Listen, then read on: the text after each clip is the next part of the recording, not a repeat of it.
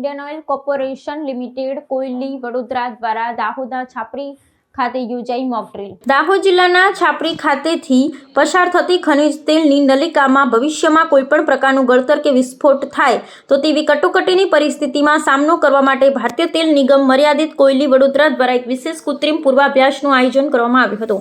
આ પૂર્વાભ્યાસનો મુખ્ય ઉદ્દેશ્ય વાસ્તવિક આપત્તિ સમયે ઓછામાં ઓછા સમય રાહત અને બચાવ કામગીરી પાર પાડી નુકસાન અટકાવવાનો તેમજ વિવિધ બચાવ દળોની સુરક્ષા વ્યવસ્થાની સજ્જતા ચકાસવાનો હતો।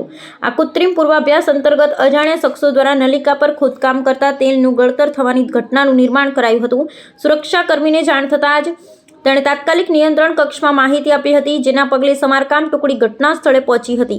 સમારકામ દરમિયાન અચાનક આગ ફાટી નીકળતા ઘાયલ થયેલા કર્મચારીને તાત્કાલિક આરોગ્ય સેવા વાહન મારફતે સારવાર અર્થે ખસેડવામાં આવ્યા હતા।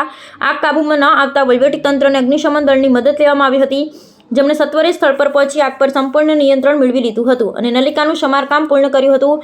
આપત્તિ વ્યવસ્થાપનના આ પૂર્વાભ્યાસ થકી વિવિધ સરકારી વિભાગો અને બચાવ ટુકડીઓ વચ્ચેના પારસ્પરિક સંકલનનું ઉત્તમ ઉદાહરણ પૂરું પાડવામાં આવ્યું હતું। આ મહત્વપૂર્ણ કાર્યક્રમમાં દાહોદના પ્રાંત અધિકારી, મામલતદાર, આપત્તિ વ્યવસ્થાપન અધિકારી, રાજ્ય આપત્તિ વ્યવસ્થાપન સત્તામંડળના અધિકારી, જિલ્લા આરોગ્ય અધિકારી, પોલીસ વિભાગ, અગ્નિશમન દળના જવાનો, નિગમના ઉચ્ચ અધિકારીઓ તેમજ સ્થાનિક ગ્રામજનો મોટી સંખ્યામાં ઉપસ્થિત રહ્યા હતા અને કટોકટીના સમય કરાતી સંપૂર્ણ કામગીરીનું ઝીણવટભર્યું નિરીક્ષણ કર્યું હતું।